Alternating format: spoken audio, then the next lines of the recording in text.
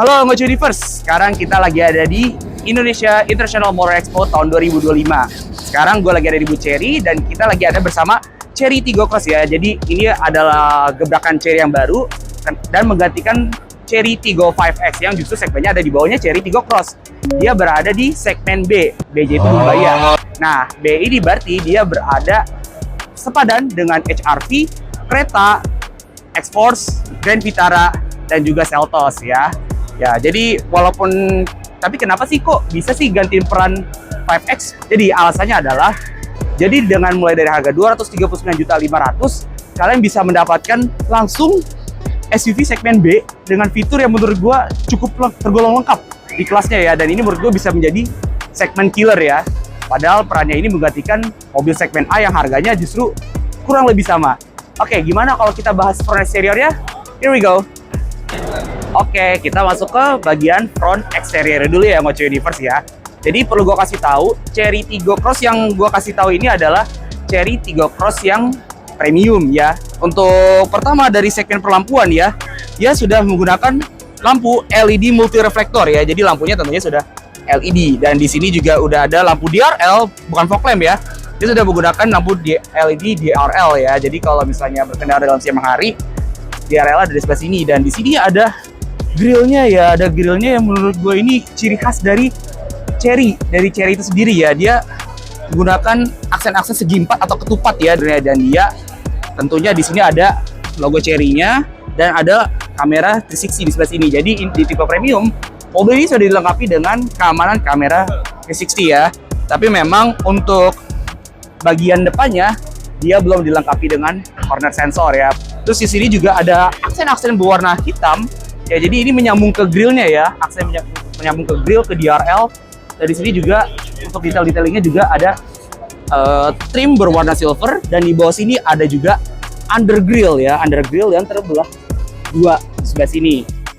Sebenarnya desainnya cukup sederhana, mengingat mobil ini hanya dijual di angka 200 jutaan saja. Tapi kalau ketika kita melihat ke dalamnya gimana, pasti lebih Bumbaya. Oke, gimana kalau kita bahas dapur pacunya? Talking about dapur pacu ya, mobil ini sama dengan Raffles sepadannya. Mobil ini dia sudah menggunakan mesin 1500 cc dan dia untuk menggunakan transmisi CVT dengan tenaga 116 PS dan torsi 138 Nm ya. Menurut gue ini justru lebih besar, sedikit lebih besar dari Hyundai Creta sebagai kompetitor utamanya. Sebenarnya sudah lengkap dengan ABS dan EBD. Tapi justru yang bikin gue satisfied adalah untuk mobil harga di bawah 300 jutaan, dia untuk membuka hoodnya dia udah hidrolik. Keren ya Ngoce Universe ya. Ini benar-benar menurut gue di harga 200 jutaan ini sudah menjadi penggebrak baru ya di segmen B dan tentunya sudah dilengkapi dengan peredam. Jujur gue banyak kagetnya sama mobil ini since dari awal terlihat. Oke, sekarang kita akan bahas side exteriornya, tapi sebelum itu kita ritual dulu. Spesial karena ini hidrolik, kita tutup pakai satu tangan. Oke. Nah, sekarang untuk bagian samping depannya. Pertama, di sini ada lekukan yang menyambung dengan lampu dan di atas si fender yang berbahan doff juga. Tentunya kalau ini SUV, ini ada fendernya. Di sini kita temukan velg 17 inci ya. Nah, bedanya dengan yang tipe Comfort itu dia menggunakan velg 16 inci dan ini adalah ring 17 yang berwarna gunmetal dengan profil ban 215/60 R17 ya, dengan ban merek Atlas ya. Lalu untuk bagian perspionan duniawi, seperti biasa, mobil ini sudah menggunakan spion auto retract, ada sen di spion yang tentunya sudah LED dan di sini ada kamera 360 yang menandakan kalau ini adalah mobil tipe premiumnya ya. Dan di bagian sini untuk gagang pintunya dia menggunakan handle tarik dan ada bantuan smart key-nya juga. Untuk di bagian samping bawah, di bagian pintu pengemudi, dia udah ada side body molding ya, yang tercampur dengan fender dan di sini berwarna silver side body moldingnya dan dia berbahan sama dengan mobilnya, dengan body mobilnya juga ya. Cantik ya, jadi memberikan kesan kalau mobil ini itu ya benar-benar SUV yang detail oriented walaupun harganya ini nggak nyampe 300 jutaan tuh, Ngoce Universe. Oke, gimana kalau kita bahas bagian samping belakangnya?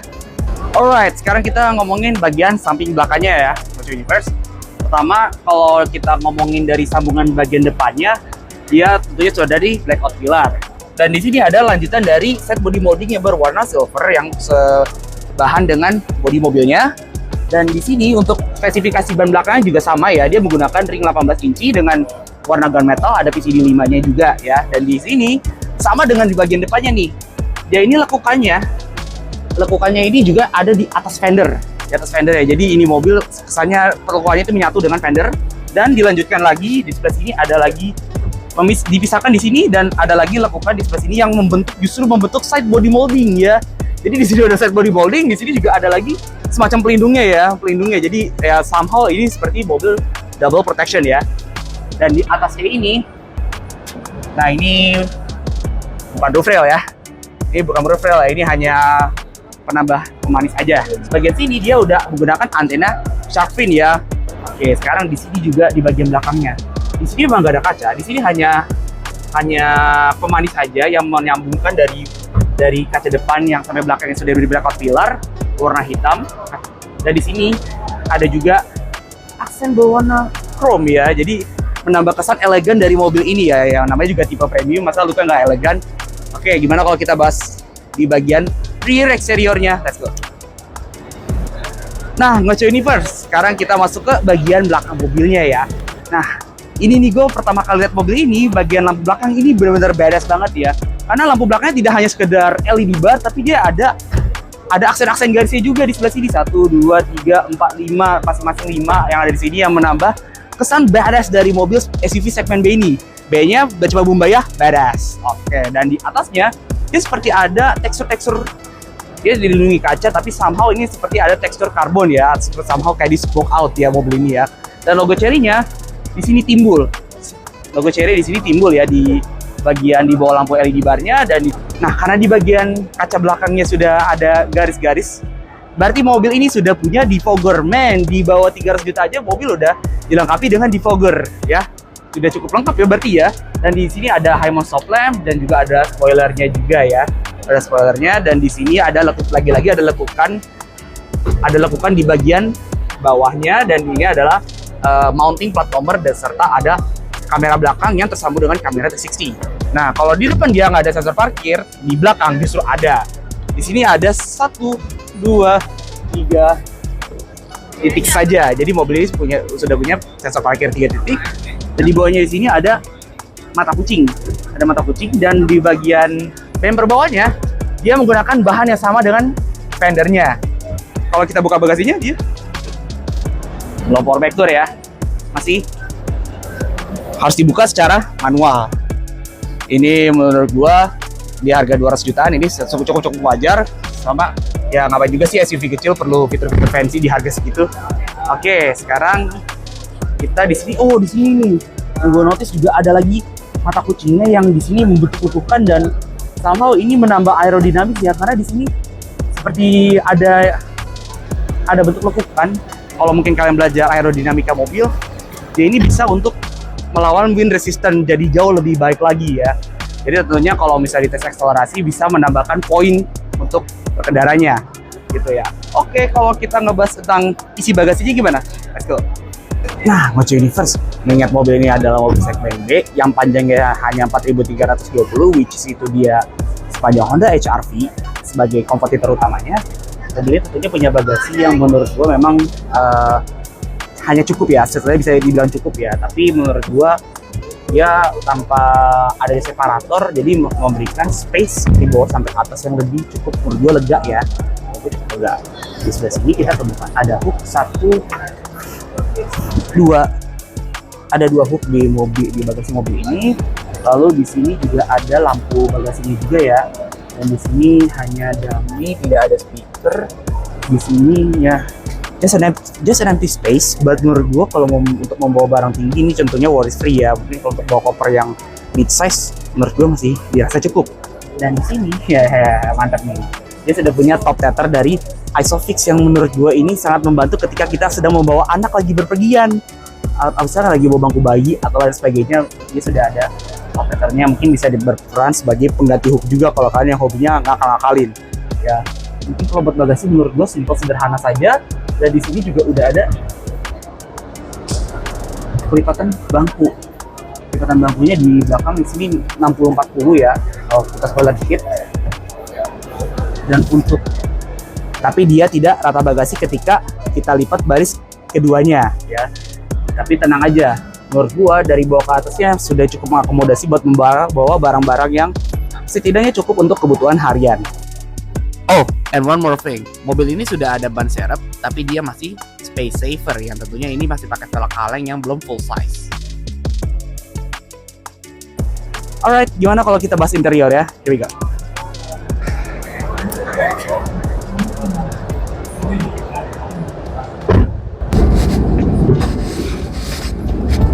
Assalamualaikum everybody.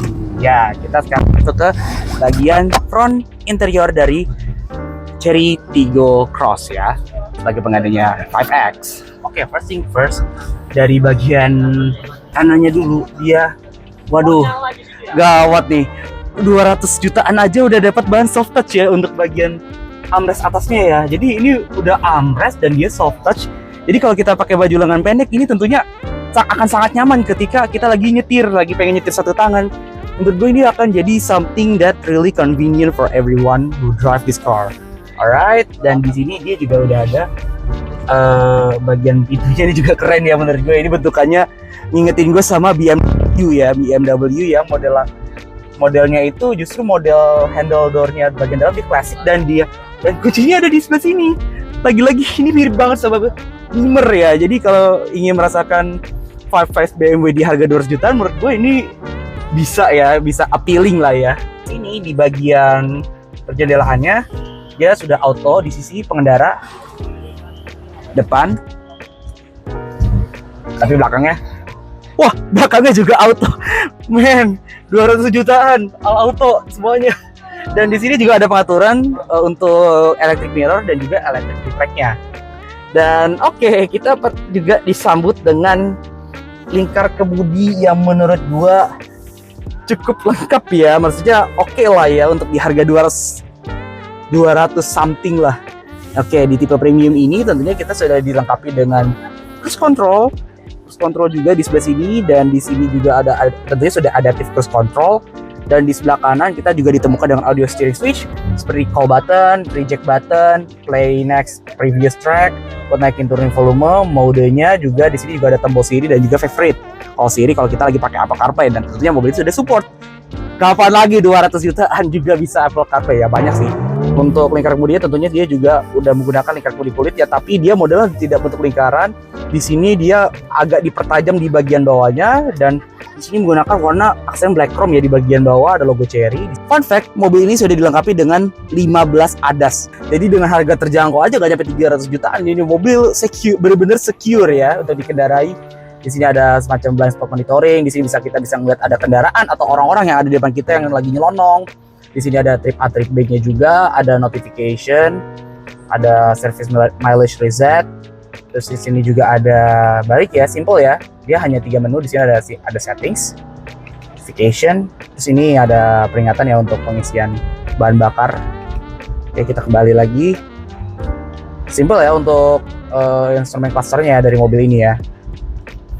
Gak macam-macam, dan di sini tentunya sudah full digital, tapi bentukannya desainnya analog. Lalu kita beralih ke bagian per-AC-an. Walaupun ini mobil China, tapi tidak semuanya beralih ke head unit ya. Karena kita masih bisa ditemukan dengan tombol-tombol tombol-tombol yang capacitive touch ya.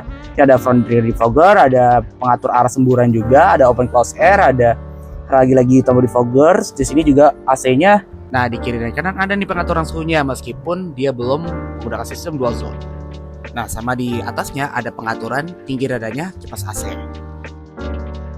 Untuk shortcutnya di sini juga udah ada home, ada application. Di sini ada all view monitor. Di sini ada tombol hazard, ada untuk ngecil gain volume, dan di sini ada power button ya. Power button untuk mematikan head unit. Dari sebelah sini juga udah ada engine start button ya. Jadi dia sudah menggunakan tombol, gak ribet. Dan di sini untuk kisi-kisi AC-nya, kalau ngomongin soal AC, ini terkesan menyambung ya. Dari sebelah kiri hingga ke tengah, dibelah, dipecah sama setir, dan di sini ada lagi kisi AC. Jadi somehow ini menyambung ya.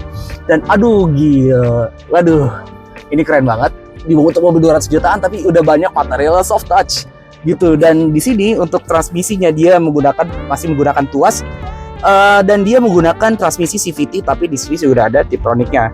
Dan pengeremannya dia sudah menggunakan electric park brake dan auto hold-nya sudah ada.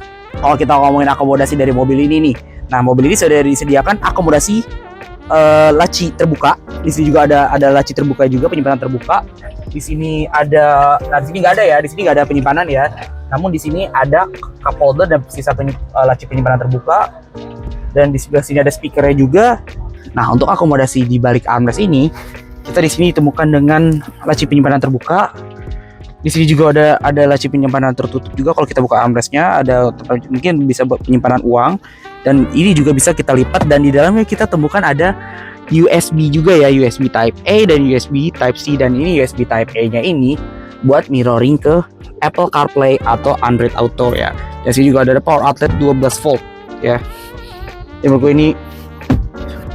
Lalu di sebelah sini juga ada laci penyimpanan tertutup soft opening.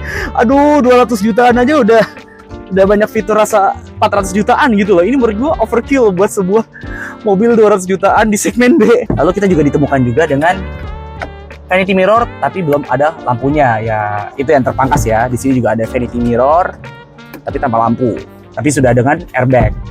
Nah, untuk tipe premium, dia sudah ada sunroof, tapi hanya di bagian depan saja, dan tombolnya dibuka dari sebelah sini. Lalu di sini juga ada perlampuan, dan kerennya lampunya sudah LED. Di sini lagi-lagi kita dimanjakan dengan soft touch. Terlalu banyak soft touch-nya, dan modelnya juga model joknya di sini bucket seat loh. Bucket seat yang sudah kulit, tapi memang masih manual. Dia masih manual, belum ada pengaturan bangku elektrik. Mungkin itu yang dipotong dari mobil yang terlalu banyak fiturnya ini. Dan di sini di sini tambah hand grip ya untuk drivernya, tapi di sebelah kiri sudah lengkap dengan hand grip, seat beltnya juga ada. Di sini tentunya sudah ada pengingat seat belt dan udah ada individual door warning ya. Oke, kalau kita ngomongin peraudioan, di sini juga udah dilengkapi dengan tweeter ya. Dan di sini juga ada AC-nya, dan di sini posisi untuk defoggernya dan speaker. Oke, kalau kita bahas head unitnya gimana, Mocha Universe? Here we go. Di sini head unitnya memang tidak sekompleks mobil-mobil dengan harga di atasnya. Tapi di sini menurut gua untuk fitur-fitur essentialnya menurut gua dirasa cukup. Di sini ada aplikasi picture, di sini kita hasilnya melalui USB ya, Mocha Universe. Lalu untuk vehicle settings, nah di sini ada untuk pengaturan ADAS-nya. Perlu diketahui kalau semua tipe sudah dilengkapi dengan 15 ADAS. Pertama, di sini ada headlight delay-nya, ada intelligent high beam, dan juga headlight. Nah, pengaturan tinggi headlamp-nya aja bisa kita atur gitu di sebelah sini ya. Ada level 1, 2, 3 gitu ya. Untuk driver assistant di sini ada rear collision warning, blind spot detection, forward collision warning sensitivity, dan juga automatic emergency braking ya. Jadi tentunya mobil ini bisa melakukan pengereman otomatis ya. Dan mengingat kalau mobil di belakang tuh udah mau hampir nubruk kita, kita diingatkan oleh mobilnya. Terus juga bisa ada blind spot detection yang bisa kita lihat dari VTS spion, forward collision warning untuk mengingatkan kita kalau kita tuh hampir menabrak mobil di depan, dan bisa kita monitor dari speedometer. Dan di sebelah sini ada ambient light, mewah ya. Mobil ini sudah dilengkapi dengan ambient lightnya juga. Untuk ambient light brightness-nya bisa kita atur, terus juga color bisa kita ganti. Lalu kita ada link to drive mode kita, jadi kalau kita sport mode yang bisa menyesuaikan warnanya. Terus juga ada rhythm mode-nya juga ya, sesuai dengan mungkin kalau kita sedang mendengarkan lagu. Terus juga ada automatic locking, juga ada lock reminder ya, kalau misalnya kita kunci pintunya, lampu akan menyala beserta klaksonnya ya. Lucu ya, bisa kita nyelamatin langsung dari head unit. Lalu juga ada auto fold exterior mirror ya. Jadi kalau pengaturan biasanya kalau di mobil Jepang, kalau di mobil Jepang itu ada tombol fisiknya. Kalau di sini kita harus atur dari head unit. Dan air conditioner di sini juga udah ada automatic cabin air cleaning, pembersih udara, dan juga ada automatic front seat ventilation. Waduh, ada ventilationnya juga, ada ventilated seat juga di sini ya untuk mobil ini. Jadi menurut gua cukup lengkap malah di kelasnya ya. Ini menurut gua overkill di harga 200 jutaan. Lalu di sini ada local settings juga ya, Bluetooth, Wi-Fi, sound, voice, display system. Ya, untuk touch tone-nya juga bisa dinyalamatiin. untuk wifi. Di sini kita bisa connect wifi, kita hotspot kalau kita mau menggunakan aplikasi-aplikasi ini membutuhkan ini ya, koneksi internet. Ada phone, dan kalau misalnya nanti kita terconnect dengan Apple CarPlay atau dia akan langsung sinkron ya, atau Bluetooth ya. Ada medianya juga. Di sini ada USB music, Bluetooth music, radio, bisa tinggal kita buka, atau local storage kalau kita mau connect via USB. Dan ini ada sistem update ya. Dan di sini ada Apple CarPlay dan Android Auto. Nah, ini harus menggunakan USB atau kita connect pakai Bluetooth ya. Dan di sini ada quick manualnya juga. Dan juga ada video. Ya, kita bisa akses video atau foto seperti biasa melalui USB. Untuk akses kamera 360, nah dia ada di sebelah sini. Bisa melihat juga kalau pintu kita ini terbuka. Di sini juga ada bisa lihat kamera untuk bagian belakang, bagian depan, 3D look-nya seperti apa. Dari kita bisa melihat blind spot juga ya kalau takutnya ada kucing nyelonong. Terus juga ada bagian depannya juga, dan di sini ada optionnya juga ya. Kita back. Ini cukup sederhana ya untuk, dan ini juga ada voice command-nya juga. Jadi yang kata gue siribatan itu, ini juga disebut voice command gitu ya. Dan di sini ada shortcut ke home, call, and music. Sekarang kita bahas bagian belakangnya. Assalamualaikum. Oke, sekarang kita masuk ke bagian bangku belakangnya. Oke, lagi-lagi kita disambut dengan bangku kulit ya. Jok kulit juga yang sama bahannya dengan di depan, jadi tentunya akan menambah kenyamanan ketika kita lagi ada di dalam mobil. Dan di sebelah sini, di sini kita sudah kembali ke hard plastik ya, layaknya mobil sepadan harganya. Tapi untuk door handle di bagian belakang dia masih sama dengan di depan ya. Tapi di sini di bagian armrestnya dia sudah menggunakan soft touch. Ada speaker juga, tentunya juga ada cup holder yang tentunya tidak jauh dari kaki kita ya, masih bisa kita reach dengan mudah. Di sini ada akomodasi penyimpanan, dan di sini juga ada seat back pocket, dan ada juga di sini lubang yang ada trim berwarna silver. Mobil ini juga sudah menggunakan AC belakang juga ya, jadi lengkap ya, nggak hanya di depan saja, jadi kita tidak kepanasan saat di belakang. Dan di sini juga udah ada laci penyimpanan. Tapi untuk slot USB emang harus mengalah, ada di bagian dalam sini. Dan di sebelah sini juga udah ada seat back pocket juga sama. Dan untuk pengaturan bangkunya seperti kita buka bagasi tadi, kita hanya dapat konfigurasi 60-40, tapi di sini sudah ada armrest yang berserta dengan cup holder. Di sebelah sini kita juga melihat ada 3 headrest. Jadi tentunya untuk kendaraan bersama 5 orang tentunya akan menambah kenyamanan ya. Dan untuk pengaturan reclining di belakang dia agak sedikit terbatas ya, jadi hanya bisa dilipat dan juga tegak seperti ini. Tapi kalau kita ngomongin soal posisi duduk, tinggi gue 176 cm dan gue masih bisa dapat 6 jari ya, up to 6 jari dengan posisi mengemudi gue yang seperti ini. Dan justru walaupun ini sebuah subcompact crossover SUV, ini gue masih dapat akomodasi lutut itu kurang lebih 10 sampai 11 jari. Gue masih dapat 11 jari, which is that mean ini mobil tuh beneran lega. Dan lagi-lagi kenapa gue bisa bilang lega walaupun panjangnya 4320 mm, ini tunnelingnya tuh dia tidak terlalu tinggi. Dia beneran tunnelingnya itu hampir merata, sehingga kalau gue untuk posisi yang cukup selonjoran gue tidak terlalu terganggu. Dan dia berpenggerak roda depan seperti crossover SUV pada umumnya. Di belakang juga ada lampu belakang, ada lampu baca yang sudah LED, lengkap ya. Dan untuk nutup sunroof kita juga bisa dari belakang, masih reachable ya. Dan untuk window-nya auto, sudah auto juga. Di sini juga udah ada tweeter juga di sebelah sini. Jadi tentunya speakernya ini menurut gue sudah cukup lengkap di kelasnya ya, dan sangat mengakomodasi kalau kalian adalah audiophile, walaupun belum pakai merek yang premium. Dan tentunya juga udah ada seat back dan ada top tether dari Isofix seperti yang gue jelaskan di bagian bagasinya. Oke, Ngoce Universe. Jadi mobil ini menurut gua buat segmen B dengan harga yang super amat terjangkau ini, menurut gua bakal jadi mobil yang viral sih di jalanan Jakarta ya, karena dengan harga yang nggak nyampe 300 jutaan aja gue ini udah memberikan segudang fitur yang justru lo bakal baru dapetin di harga 300 jutaan ke atas. Justru yang akan menjadi mass appeal di segmen B ya.